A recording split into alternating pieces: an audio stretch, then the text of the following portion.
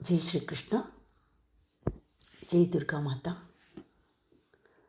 ಒಂದು ಆಧ್ಯಾತ್ಮಿಕ ಪ್ರಶ್ನೆ.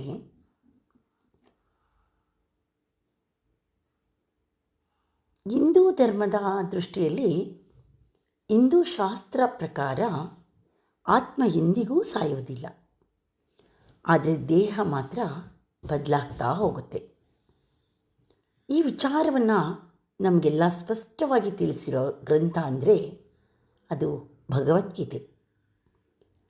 ಅದರಲ್ಲಿ ಶ್ರೀಕೃಷ್ಣ ಪರಮಾತ್ಮರು ಹೇಳ್ತಾರೆ, ಜೀವಿಯು ವಸ್ತ್ರವನ್ನು ಬಿಟ್ಟು ಹೊಸದನ್ನು ಧರಿಸುವಂತೆ ಆತ್ಮವು ಹಳೆಯ ದೇಹವನ್ನು ಬಿಟ್ಟು ಹೊಸ ದೇಹವನ್ನು ಪಡೆಯುತ್ತದೆ.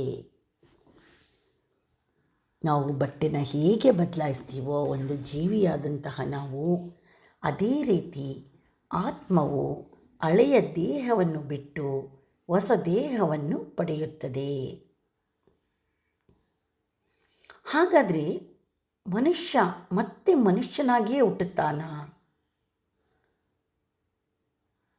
ಇದಕ್ಕೆ ಸರಿಯಾದ ಒಂದು ಆಲೋಚನೆ, ಉತ್ತರ ಅಂದರೆ, ಮನುಷ್ಯ ಮನುಷ್ಯನಾಗಿಯೇ ಹುಟ್ಟುತ್ತಾನ ಎನ್ನುವ ಚಿಂತನೆಗೆ ಅವನ ಕರ್ಮವೇ ಅವಲಂಬಿತವಾಗಿರುತ್ತದೆ.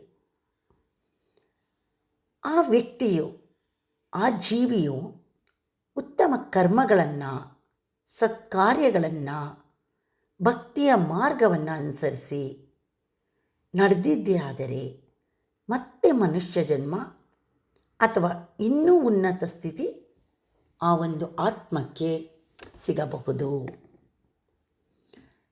ಕೆಟ್ಟ ಕರ್ಮಗಳನ್ನು ಮಾಡಿದರೆ, ಅಧರ್ಮದ ದಾರಿಯಲ್ಲಿ ನಡೆದಿದ್ದರೆ ನಾವು ಕೆಟ್ಟ ಒಂದು ಯೋನಿಗಳಲ್ಲಿ ಜನ್ಮವನ್ನು ತಾಳ್ತೀವಿ.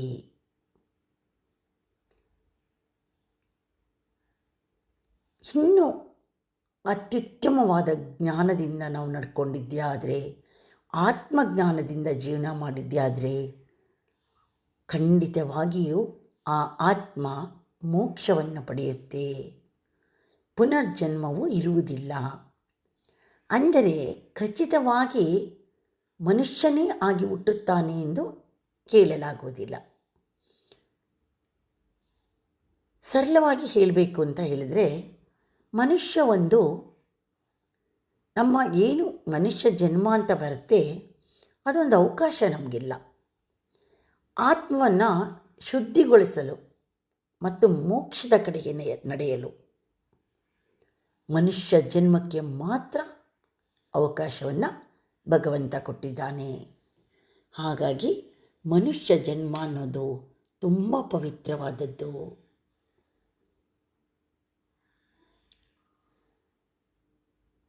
ನಾವು ಹೇಗೆ ಪಾಪ ಪುಣ್ಯಗಳನ್ನು ಲೆಕ್ಕ ಹಾಕ್ತೀವಿ? ನಮಗೆ ಬ್ಯಾಂಕ್ ಖಾತೆ ಥರ ಇಲ್ಲಿ ಲೆಕ್ಕ ಕಾಣಿಸ್ತೇ ಇರ್ಬೋದು. ಶಾಸ್ತ್ರದ ಪ್ರಕಾರ ಒಂದು ದೈವಿಕ ನ್ಯಾಯ ವ್ಯವಸ್ಥೆ ಇದೆ ಅನ್ನೋದು ಸುಳ್ಳಲ್ಲ. ಹಿಂದೂ ಶಾಸ್ತ್ರದ ಪ್ರಕಾರ ಪರಂಪರೆಯಲ್ಲಿ ಏನು ಹೇಳುತ್ತೆ ಅಂತ ಹೇಳಿದರೆ, ಮಾನವನ ಎಲ್ಲ ಕ್ರಿಯೆಗಳು ಕರ್ಮವಾಗಿ ದಾಖಲೆಯಾಗುತ್ತೆ. ಈ ವಿಚಾರವನ್ನು ವಿವರಿಸುವ ಗ್ರಂಥಗಳಲ್ಲಿ ಒಂದೇ ಗರುಡ ಪುರಾಣ. ಗರುಡ ಪುರಾಣದಲ್ಲಿ ಈ ಎಲ್ಲದರ ವಿವರಣವನ್ನು ತುಂಬ ವಿವರವಾಗಿ ತಿಳಿಸಿದ್ದಾರೆ. ಗರುಡ ಪುರಾಣದ ಪ್ರಕಾರ ಯಮಧರ್ಮರಾಜನ ಸಭೆಯಲ್ಲಿ ಚಿತ್ರಗುಪ್ತ ಎಂಬ ದೈವಿಕ ಲೆಕ್ಕಾಧಿಕಾರಿ ಇರುತ್ತಾನೆ ಎಂದು ಹೇಳಲಾಗಿದೆ. ಅವರು ಪ್ರತಿಯೊಬ್ಬರ ಮನಸ್ಸಿನ ಆಲೋಚನೆಗಳು, ಮಾತುಗಳು, ಕ್ರಿಯೆಗಳು ಇವೆಲ್ಲವನ್ನು ಸೂಕ್ಷ್ಮವಾಗಿ ದಾಖಲಿಸುತ್ತಾರೆ ಎನ್ನುವ ನಂಬಿಕೆ ಇದೆ. ಹೇಗೆ ಲೆಕ್ಕ ಹಾಕ್ತಾರೆ? ಇದು ಹೀಗೆ ಕೆಲಸ ಮಾಡುತ್ತದೆ ಎಂದು ಶಾಸ್ತ್ರ ಹೇಳುತ್ತದೆ. ಯಾವ ರೀತಿ? ಉದ್ದೇಶ ಒಳ್ಳೆಯ ಮನಸ್ಸಿನಿಂದ ಮಾಡಿದ್ದ. ನಾವು ಯಾವುದೇ ಕಾರ್ಯವನ್ನು ಮಾಡಲಿ, ಆ ಕಾರ್ಯವನ್ನು ಮಾಡೋದಕ್ಕೆ ನಮಗೆ ಇದ್ದ ಉದ್ದೇಶ ಯಾವುದು? ಒಳ್ಳೆಯದ ಅಲ್ಲವಾ? ಕ್ರಿಯೆ ನಿಜವಾಗಿಯೂ ನಾವು ಏನು ಮಾಡ್ದೋ ಅದರ ಪರಿಣಾಮ ಇತರರಿಗೆ ನಮ್ಮ ಒಂದು ಕ್ರಿಯೆಯಿಂದ, ನಮ್ಮ ಒಂದು ಉದ್ದೇಶದಿಂದ ಬೇರೆಯವರ ಮೇಲೆ ಅದು ಯಾವ ರೀತಿಯ ಒಂದು ಪರಿಣಾಮನ ಬೀರ್ತು. ಈ ಮೂರನ್ನು ಆಧಾರವಾಗಿಟ್ಟುಕೊಂಡು ಪಾಪ ಪುಣ್ಯ ಅನ್ನೋದು ನಿರ್ಧಾರವಾಗುತ್ತದೆ.